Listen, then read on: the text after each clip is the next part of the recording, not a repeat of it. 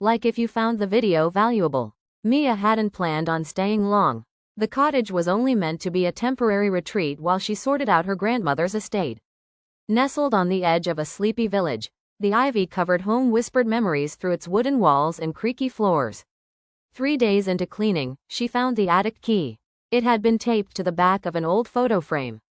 Curiosity tugged at her, and she climbed the narrow stairs, flashlight in hand. The attic smelled of dust and lavender, her grandmother's scent. In the far corner sat a wooden trunk, weathered but still intact. When she opened it, the hinges groaned like a sigh. Inside were stacks of neatly bound letters, each addressed in beautiful cursive. T. With all my love, Margaret. Mia's breath caught. Margaret was her grandmother's name. Who was E? She took the first bundle downstairs and curled up on the sofa, one letter in her lap. The date read, March 3, 1965. My dearest E, I saw you again today, though we didn't speak. Your uniform was wrinkled, your brow furrowed. I wanted to reach out, to tell you everything. But I couldn't, not while the world still disapproves of a love like ours. Still, I dream of you every night. Your voice in my ear. Your hands in mine. The words spilled with longing and restraint. Mia read until sunrise, tears quietly tracing her cheeks.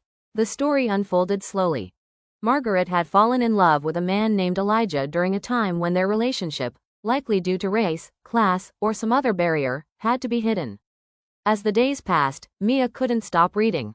In one letter, Margaret described a small tree near the village lake where she would wait on Sunday evenings. The last letter was dated July 4, 1966, and ended abruptly. I waited by the tree for hours today. The storm rolled in, but I didn't leave. I still believe you'll come. I always will. That was it. No more letters. Compelled by something she couldn't explain, Mia walked to the lake. The tree was still there, tall and gnarled, its roots twisted into the earth like ancient veins. Beneath it, she found initials carved into the bark. M+E. Later that evening, while visiting the village cafe, Mia shared the story with Mrs. Calder, an elderly woman who'd known her grandmother. Elijah was a soldier, she said, stirring her tea. They loved each other deeply. But his unit was deployed to Vietnam. He never came back. Margaret never spoke of him again after that. Back at the cottage, Mia sat on the porch with her thoughts and the final letter.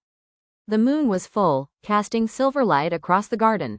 That's when she noticed a man about her age walking by, pausing near the gate. Sorry, he said, smiling politely. I didn't mean to stare. I used to come here with my grandfather when I was little. He always spoke about a girl named Margaret. Said she was the love of his life. Mia stood slowly, heart thudding. Your grandfather's name wouldn't happen to be Elijah, would it? The man blinked. It was. Elijah Grant. They stared at each other in stunned silence. I'm Mia. Margaret was my grandmother. I'm Ethan, he said softly. Fate moved like a gentle current beneath them. That night, they sat under the stars, exchanging stories, pieces of a puzzle coming together after decades. Over the next weeks, Ethan visited often. Their bond, at first born from curiosity and shared legacy, bloomed into something deeper. It was in the way they laughed over old photographs, or how they stood in silence at the tree by the lake, honoring a love that was never forgotten. One evening, as twilight painted the sky in amber and rose, Ethan held Mia's hand. Maybe we're meant to finish the story they never got to, he said. She smiled, eyes brimming. Maybe we already are.